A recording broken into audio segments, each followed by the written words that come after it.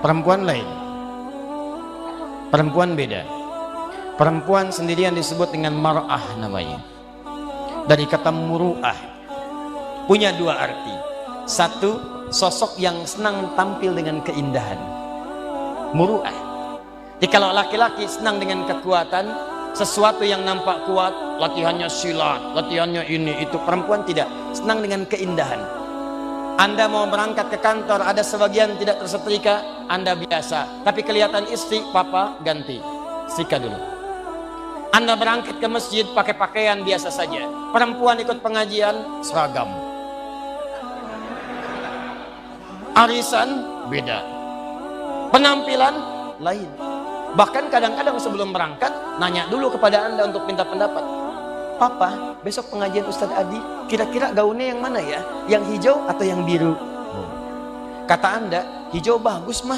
Ah, kayaknya biru deh. Dia nanya, tapi udah punya jawaban. Itu masih mending kalau dipakai. Begitu keluar, kuning.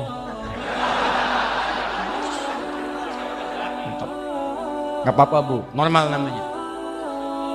Mar'ah yang kedua, awas, seperti mir'ah. Orang Arab mengatakan al-mar'atu kal mir'ah. Perempuan itu mir'ah seperti cermin. Makanya jangan heran kalau lihat perempuan senang bercermin. Dari rumah sudah berkaca, turun dari mobil lihat spion, mau masuk masjid ada kaca, betulkan lagi, wajar, standar. Tapi yang penting Anda tahu, sifat cermin itu punya nilai sensitivitas. Seperti itulah perempuan punya nilai sensitifnya. Misal, Anda punya cermin, Anda hancurkan, lempar dengan batu, pecah. Apakah bisa disusun lagi? Jangan salah, bisa. Cuma tidak mampu memantulkan bayangan yang sempurna.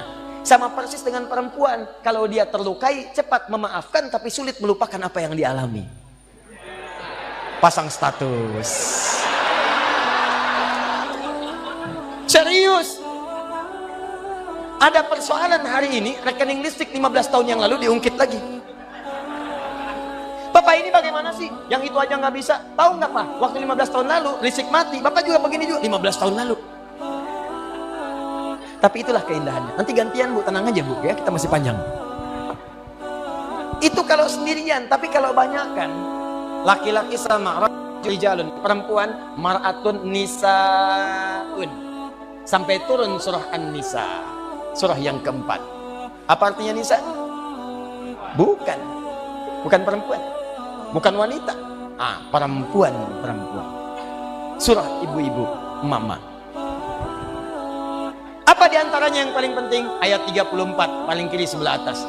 Kenapa disebut dengan An-Nisa? Dari kata nasa diantaranya. Sifat yang mudah kemudian tersentuh dan mudah mencurahkan apa yang dirasakan. Suka cerita. Dan kadang-kadang yang diceritakan hal yang seharusnya tidak dibuka. Kata Allah, fasalihatu qanitatun hafizatu lil ghaibi bima hafizallah. Perempuan salihah itu taati Allah dengan menaati suami pada yang baik-baik. Yang kedua, jangan membuka aib keluarga pada orang lain setelah Allah menutupnya. Jadi kalau Anda tidak buka aib di rumah tangga, tugas laki-laki, tugas perempuan sama. Jangan buka aib. Sepanjang tidak dibuka, Allah tutup sampai dengan kiamat. Kata Nabi, ada kejadian malam hari, maka selesai, siang jangan terbuka. Ada kejadian siang hari, selesai, malam jangan terbuka. Allah akan tutup sampai kiamat. Tapi kalau ada aib rumah tangga terbuka, keluar. Maka kata Allah, jangan salahkan yang menyebarkan. Kamu sendiri yang salah. Saya sudah tutup, kenapa kamu buka? Bima hafizallah. Allah yang tutup, kalian yang buka. Nah ini kadang-kadang tidak sadar. Karena perempuan punya sifat berbagi, suka cerita. Sependiam apapun kalau sendirian, kadang-kadang kalau sudah bertemu temannya, kumpul cerita. Sifatnya pengajian, begitu kumpul bertemu dengan kawan, mulai bertanya, "Ukhti apa kabar?" "Baik." "Sehat?" "Sehat." "Suami bagaimana?" "Di situ masalahnya." "Masalah." Ih, gak nyangka ya? Nyangka. Kumpul, "Ada apa, ada apa?" Yang satu misah. Saya tidak mau lah." "Kenapa?" "Tidak, itu dosa, jangan seperti yang itu ya, itu tuh begini. Nah, sama. Itulah humazah. Sejak dulu sudah ada. Dari sejak zaman Nabi Yusuf. Nabi Yusuf itu anaknya Nabi Yakub. Nabi Yakub anaknya Nabi Ishak. Nabi Ishak anaknya Nabi Ibrahim. Dari Sayyidah Sarah. Dari sejak dulu sudah ada. Perempuan yang suka kumpul-kumpul, suaminya sibuk kerja ngumpulin harta, perempuannya kumpul-kumpul. Saking kumpulnya itu sibuk membicarakan orang lain. Ada yang ganteng dibicarain, Nabi Yusuf ganteng dibicarain. Iya ya, ganteng-ganteng Nabi ya. Iya, orang sekarang ganteng-ganteng serigala. Dulu ganteng-ganteng Nabi. Ngobrol, ada. Cuman buat ngobrol doang, duduk, datang ngobrol, minum, pulang lagi. Humazah. Jeng, bagaimana bisnis suami? Begini. Ih, kok cuman segitu ya? Kita mah kemarin dapatnya suami lumayan loh, 10 kali lipat dari yang kamu dapatkan. Cuman gitu doang. Humazah. Alladzi jama'a mala wa 'addada, yang suaminya sibuk cuman ngumpulin harta dunia saja, nggak pernah mikir akhirat. Bekal akhirat nggak ada. Nanti kita akan lihat apa bekal akhirat. Nggak pernah mikir, yang penting dunia, dunia, dunia, dunia, dunia. Kerja, harta, rumah, mobil, uang, dolar, semua kumpulkan. Maka yang seperti itu kata Allah, kamu mesti ingat ya, orang yang sudah berpikir begitu saat di dunia, saya akan siapkan neraka paling spesial saat di akhirat. Namanya Hutamah. Neraka Hutamah ini beda dengan neraka biasa. Cara disiksanya, maaf sekali, diikat. Padahal neraka yang paling ringan, tapi seringan-ringannya neraka juga. Ya, seringan-ringannya neraka. Jangan coba-coba nih. Ya. Itu ada di Quran surah keempat ayat 56 paling kanan sebelah atas. Itu yang paling ringan di neraka. Innal ladzina kafaru bi ayatina sawfa nuslihim nara. Orang-orang yang ingkar kepada ayat-ayat kami, nanti kami masukkan ke neraka. Paling ringan kami tarik ubun-ubunnya. Nusli, kami celupkan ke dalam api neraka. Dicelup, kayak bikin teh celup. Teh celup itu kan naikkan, turunkan, naik, turun, naik, turun, naik. Jadi ada orang yang paling ringan masuk neraka, ditarik ubun-ubunnya, kemudian dimasukkan ke neraka, celupkan. Begitu dicelupkan, hancur semua, angkat lagi. Ya kullama nadijat juluduhum baddalnahum juludan ghairaha. Begitu hancur, diangkat sembuh lagi. Hancur, angkat sembuh lagi. Hancur, sembuh lagi. Sekali celup, 1 harinya 1000 tahun. 1 detiknya 48 hari. Kalau pengen coba silakan aja. Tapi diinfokan supaya kita jauhi. Cuma ini nggak diikat, artinya apa? Begitu dicelupkan dia merontak, masih bisa bergerak. Cuman tidak bisa mengelak. Tapi neraka yang ini, bagi ahli dunia yang nggak pernah mikir akhirat, dia tidak akan pernah bergerak sedikit pun. Karena Allah akan mengikatnya. Fi amadim mumaddadah. Jadi bukan begini, tapi diikat begini. Cara untuk menghukumnya, dibakar dari ujung kaki sampai otak yang paling dalam. Cara membakarnya, kalau mau diilustrasikan, dilas sampai matang dalamnya. Misal dari bawah bagian kaki, jempolnya dulu. Kalau jempolnya udah matang, baru sampingnya. Udah matang, naik lagi ke atas. Bayangkan, kalau dimasukkan keseluruhan, yang sakit langsung semuanya. Tapi yang ini tidak, biar sakit dulu. Bukankah sakit di bawah kerasa ke semuanya? Sakit, terus sampai naik ke atas. Allati tattali'u 'alal afidah. Afidah jamak dari kata fuad. Fuad itu otak yang merencanakan. Nih kata Allah seakan-akan ingin mengatakan, apa isi otakmu diisi saya bakar sampai ke dalam otakmu. Otakmu isinya apa sih?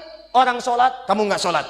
Orang ngaji, kamu nggak ngaji. Orang puasa, kamu nggak puasa. Kerja lagi. Apa isi otakmu? Saya bakar sampai ke dalam yang paling dalam. Nih. Awas, hati-hati.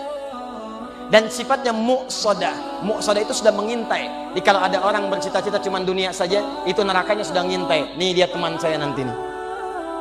Paham? Ini bagian yang pertama. Karena itu saya ingin ajak Anda semua, jangan cukupkan hidup kita visinya cuma sampai di sini. Contoh paling gampang ya, paling gampang.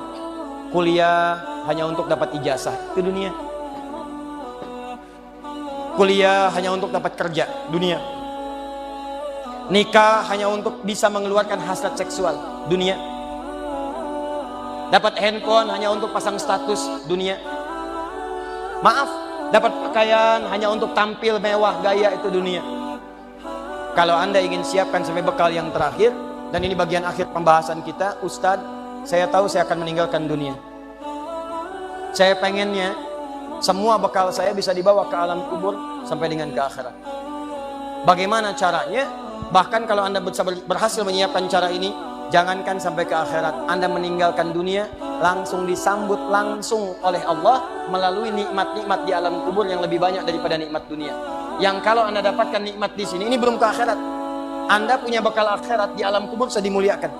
Dunianya ditinggalkan, tapi Allah berikan nikmat akhiratnya dan diberikan pendahuluan di alam kuburnya. Saking dahsyatnya, Ada di antara mereka, kata Allah, yang kalau bisa, artinya nggak bisa. Kalau mereka mampu, mereka akan balik lagi kepada keluarga yang sedang nangis, yang sedang sedih. Kata mereka, kalian jangan nangis ya, jangan sedih, jangan takut. Kalau bisa, cepat ke sini. Di sini lebih enak daripada di situ. Silahkan lihat anak-anak Palestina.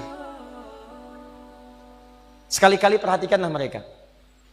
4 tahun, 5 tahun, tiba-tiba ada yang wafat di antara mereka. Lihat wajahnya. Apakah ada wafat di antara mereka yang wajahnya sedih? Tidak. Senyum, bira.